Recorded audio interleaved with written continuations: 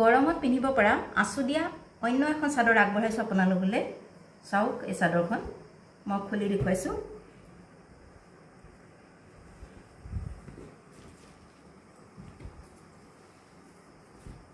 এনেদৰে আঁচু দিয়া আছে